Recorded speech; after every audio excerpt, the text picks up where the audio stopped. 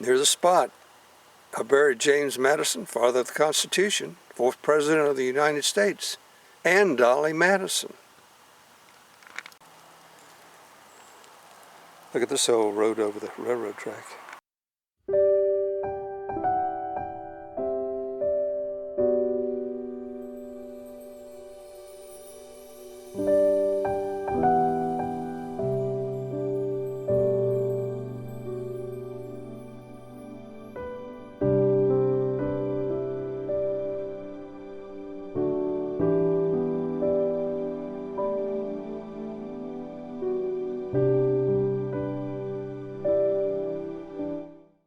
All right, here's the entrance, and look, it goes right over the railroad track. Wow, look at this. This is the entrance. It's really dramatic.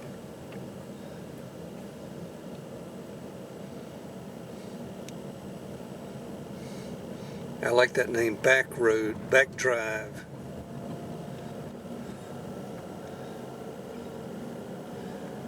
This looks like some kind of racetrack or something. Horse racing track. There's stables over there.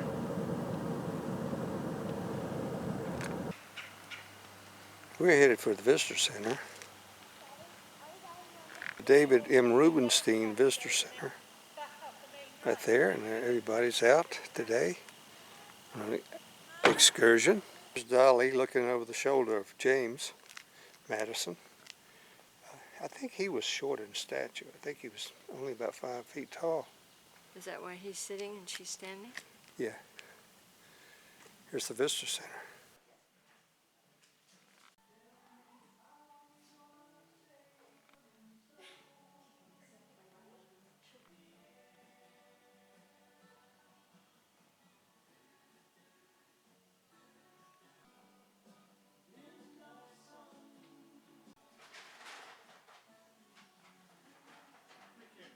Some interesting old trees. Look at these black walnut trees. It's a big one.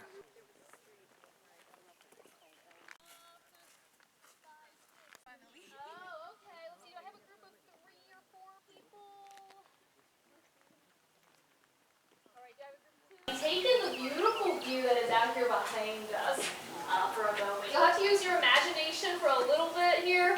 We normally have a beautiful view of the Blue Ridge Mountains right beyond the tree line there. You can kind of make out the outline a little bit, but we have rain rolling in this evening, so they're a little bit hazed out currently. But I do have to point out to folks that when the Madisons first come out here, it is actually Madison's grandfather who will start to develop this plantation in 1723 is when he gets the patent for it. It's really still the edge of the frontier at the time.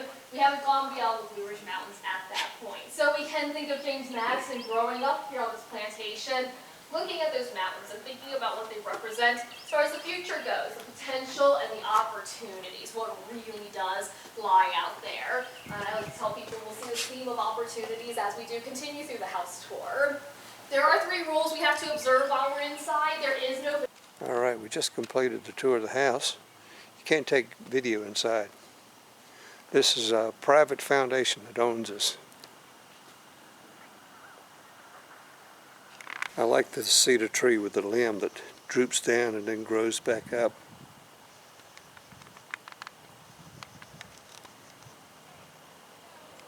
And this is a racetrack. I believe it said something about the DuPonts owning that. This is the kitchen for Mother Madison. That's Nellie Madison, his mother. She lived on this side of the house. And the Dolly and James lived in the other end of the house. This is a back portico. It has an upstairs porch that's accessible through a door. Great big walnut trees. Just an old tree. Some kind of spruce or hemlock. I think it's a spruce. But look at these old walnut trees. These things are really old. You don't see any that big normally. And I think this is the garden. All right, this is part of the garden. I don't know if this was where they grew vegetables or was it decorative. Probably maybe both. Wow, what a lovely view. Same tree. Look at the mass of limbs.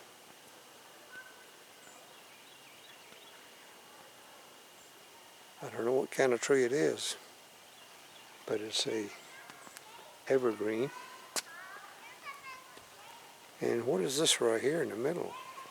Cedars. Walk back down here. We're going to look at these flowers.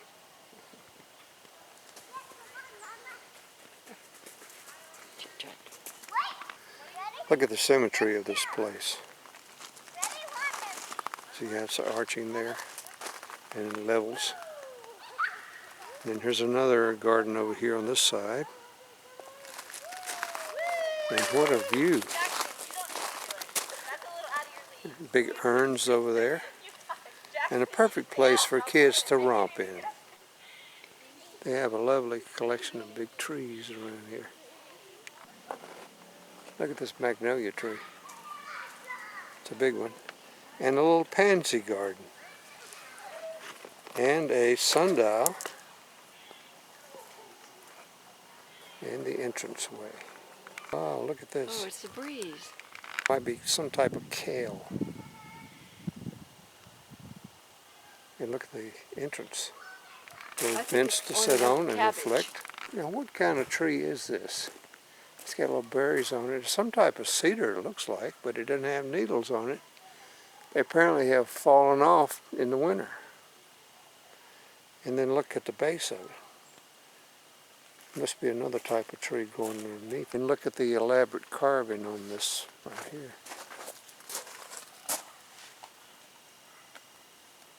Look at the brass in this gate here. This would be the horticulture workshop. They have a network of trails here and lots of horse pastures. More impressive cupolas are up here, and look at the window on it. The cathedral type window. This is a staff and research building. The mystery is solved. This is the Montpelier Education Center. What a lovely place. Yeah, no, the DuPonts bought the place in 1901. They probably built this. It has a slate roof, see? They spared no expenses on this building.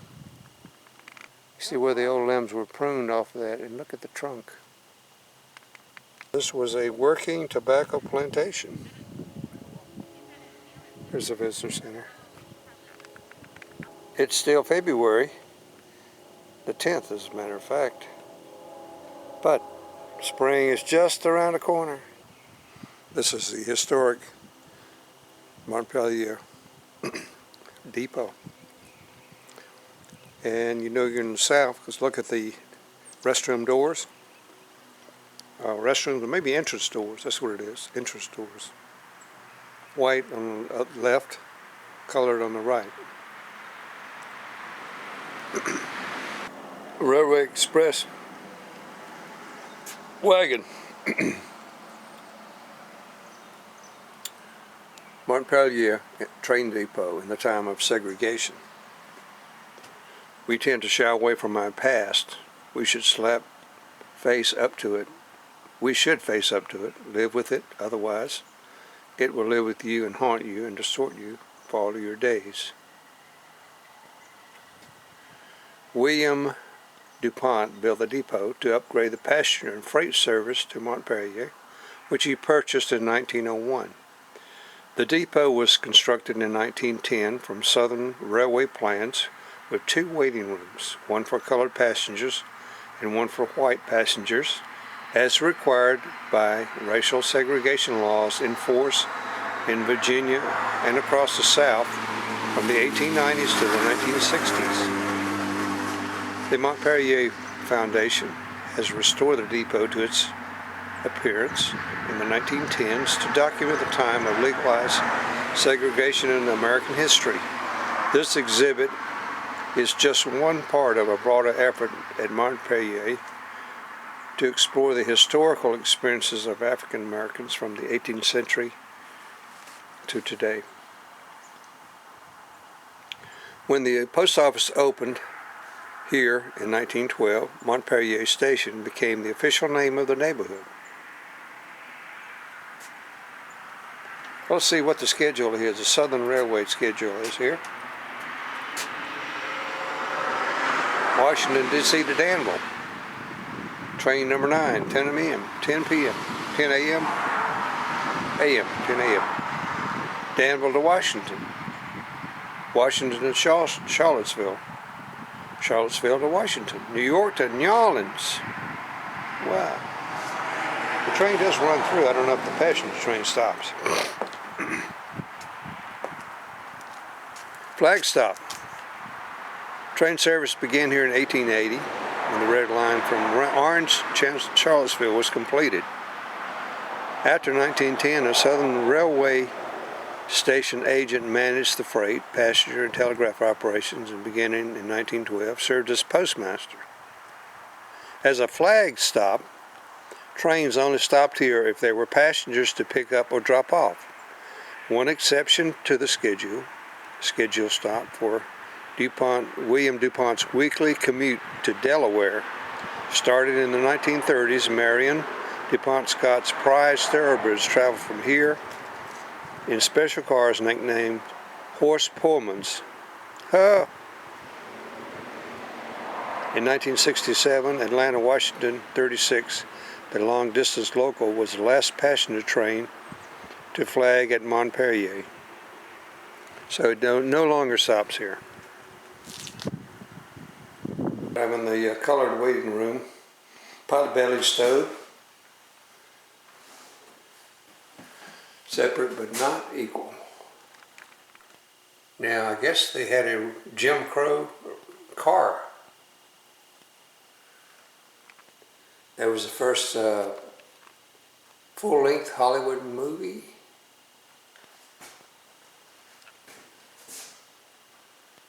Smoking Sambo, the world's best smoking tobacco.